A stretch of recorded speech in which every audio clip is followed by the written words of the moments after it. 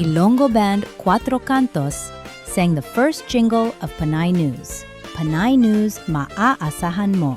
Its lead vocalist is Emman Abatayo, finalist in the Pinoy Dream Academy, a national reality TV competition for multimedia performers.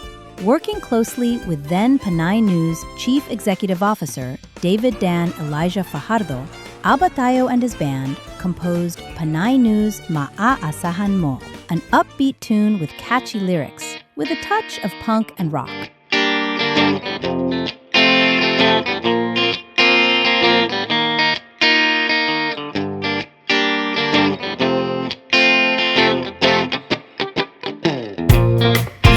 Nakasulat sa papel ang buhay ng tao.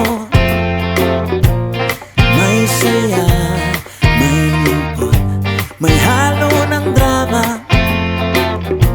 At minsan ang hanap mo kalamay na tunay, kasama sa araw-araw ng paghamon sa buhay.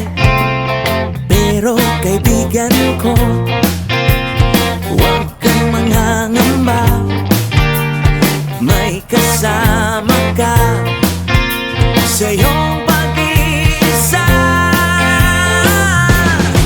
Panay News Maaasahan Mo, tunay na balita ang ating sa inyo. Panay News ang kakampi mo, sa dami nila ito ang gusto ko.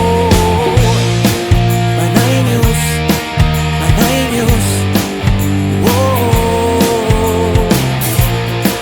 Panay News, Panay News.